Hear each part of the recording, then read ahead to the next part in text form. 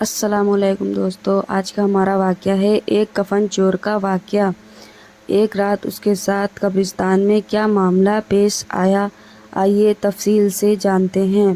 ایک بزرگ جن کا نام حضرت سیدنا اسحاق رحمۃ اللہ علیہ ہے، آپ فرماتے ہیں کہ ایک شخص ہماری محفل میں اکثر آیا کرتا تھا، مگر اس کا آدھا چہرہ ہمیشہ چھپا رہتا تھا۔ ایک مرتبہ میں نے اس سے پوچھا کہ تم اپنا آدھا چہرہ چھپا کر کیوں رکھتے ہو، اس کی کیا وجہ ہے؟ مجھے اس راز سے آگاہ کرو۔ اس نے کہا کہ اگر آپ امان عطا فرمائیں تو میں اپنا معاملہ بتاتا ہوں۔ کہا کہ بتاؤ، اصل معاملہ کیا ہے؟ اجازت ملنے پر اس نے اپنی داستان کچھ اس طرح سنائی۔ اس نے کہا کہ میں کفن چور تھا، کفن چرایا کرتا تھا۔ میں نے کئی قبروں سے کفن چرائے۔ جب بھی کسی قبر کے متعلق معلوم ہوتا تو فوراً وہاں پہنچ کر کفن چرا لاتا۔ ایک مرتبہ ایک عورت کا انتقال ہوا۔ جب اسے دفنا دیا گیا تو میں فوراً قبرستان پہنچا۔ جب اینٹیں ہٹا کر کفن کی ایک چادر ہٹائی اور دوسری چادر کھینچنے لگا تو اچانک اس عورت کی بے جان جسم نے حرکت کی اور چادر کو تھام لیا۔ میں نے کہا، تمہارا کیا خیال ہے، تم مجھ سے جیت جاؤ گی؟ ایسا نہیں ہو سکتا۔ یہ کہہ کر میں گھٹنوں کے بل بیٹھ گیا اور پوری طاقت سے کفن کھینچنے لگا۔ اسی وقت اس عورت نے مجھے ایک زوردار تھپڑ مارا، جس کے درد کی شدت سے میں بے قرار ہو گیا اور میرے چہرے پر بہت زیادہ جلن ہونے لگی۔ یہ کہہ کر اس چور نے اپنے چہرے سے کپڑا ہٹایا تو اس کے گال پر انگلیوں کے نشان چھپے ہوئے تھے۔ میں نے کہا، اچھا پھر کیا ہوا؟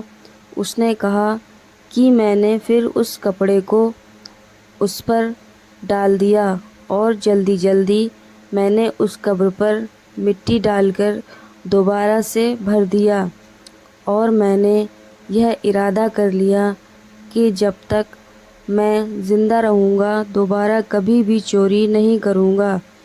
اللہ میرے سبھی گناہوں کو معاف فرمائے اور مجھے توبہ کرنے کی توفیق عطا فرمائے۔ حضرت سیدنا ابو اسحاق رحمۃ اللہ علیہ فرماتے ہیں، اس کفن چور کا سارا واقعہ لکھ کر حضرت سیدنا ابو عزیر رحمۃ اللہ علیہ کی طرف روانہ کیا۔ انہوں نے جواب لکھ کر بھیجا کہ اس سے پوچھو کہ جو مسلمان قبلے کی طرف دفنائے گئے تھے، کیا سب کے چہرے قبلے کی طرف ہی تھے یا قبلے کی طرف سے پھر گئے تھے؟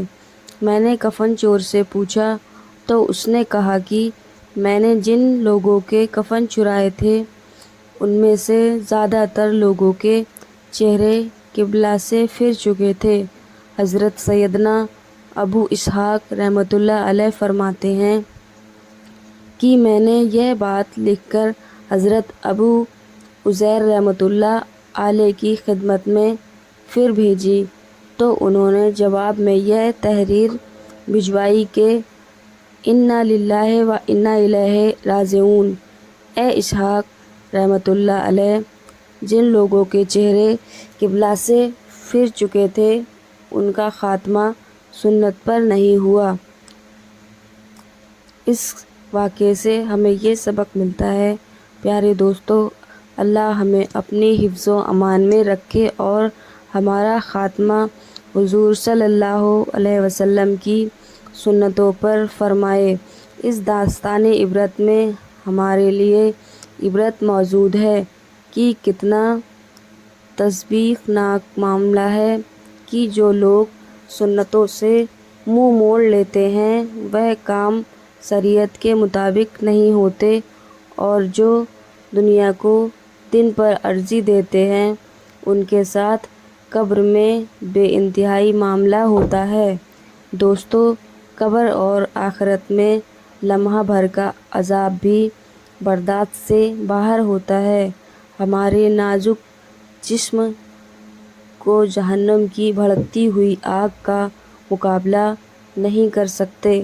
اگر اس طرح غفلت بھری زندگی گزارتے رہے اور اسی حالت میں موت آ گئی تو وہ ذلت اور رسوائی اور دردناک عذاب کا سامنا کرنا پڑے گا۔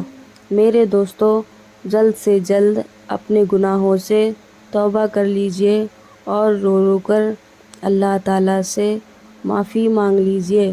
اللہ تعالیٰ ہم سب کے گناہوں کو معاف فرمائے، آمین۔ تو دوستو، آپ کو یہ واقعہ کیسا لگا؟ اگر ایسے ہی واقعات اور سننا چاہتے ہیں تو پلیز ہمارے چینل کو سبسکرائب کریں۔